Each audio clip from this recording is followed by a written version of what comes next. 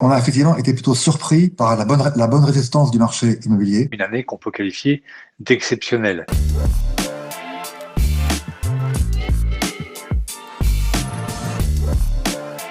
Par rapport aux gens qui ont un restaurant, une boîte de nuit, une agence de voyage ou une agence d'événementiel, nous sommes des privilégiés.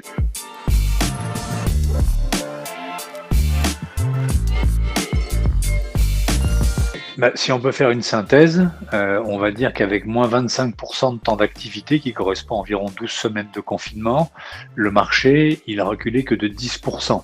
Et donc, il va se situer entre 950 000 et 980 000 ventes, donc une année qu'on peut qualifier d'exceptionnelle.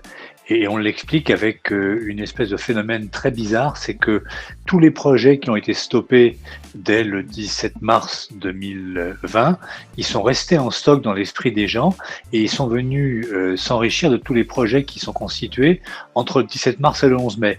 Et on a eu le 11 mai une espèce de vague de gens qui voulaient être propriétaires et qui fait qu'en juin, juillet, août, on a fait des mois records qu'on n'avait jamais connus de toute l'histoire du réseau. Il y a eu un phénomène d'accumulation et ensuite de déversement qui fait que l'année était plutôt une très bonne année. Le besoin de verdure qui avait été évoqué et l'exode vers les zones dites rurales n'a pas eu lieu.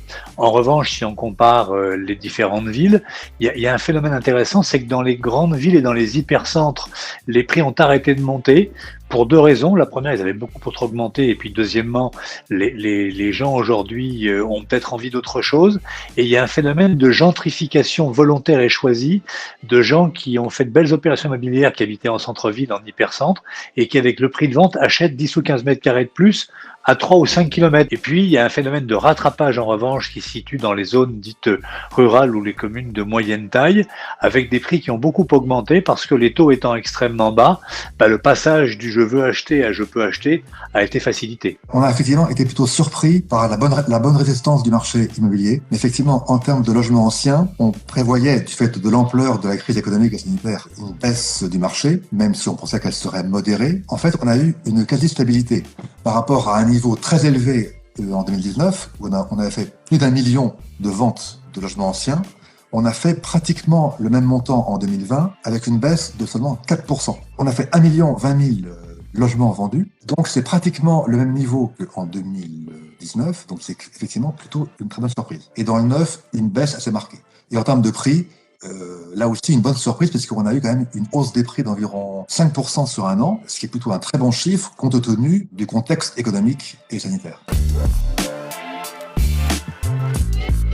Parce que la propriété reste un élément essentiel dans l'esprit des Français. Avoir son logement, son toit sur la tête, c'est un élément essentiel et que les taux bas, on va dire moins de 1% aujourd'hui, ont deux conséquences. La première, elles augmentent le pouvoir d'achat des gens qui étaient solvables.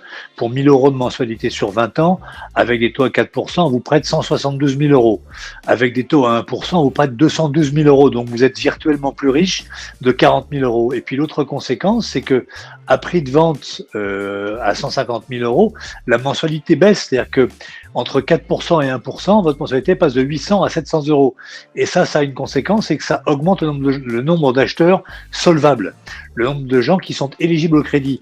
Et quand vous additionnez le pouvoir d'achat en hausse et le nombre d'acheteurs important, avec en face un marché qui n'a pas augmenté son volume, puisque le nombre de ventes dans l'ancien, malheureusement, c'est assez contraint, vous avez un marché très dynamique qui fait monter les prix. L'immobilier apparaît quand même plus que tout comme une valeur refuge. Donc ça, c'est quelque chose qui joue de façon assez habituelle, mais qui a dû jouer probablement de façon importante en 2020. Malgré la crise très importante qu'on a eue, les ménages ont bénéficié de nombreuses mesures de soutien, ce qui fait que finalement, leur revenu, il est plutôt assez bien tenu.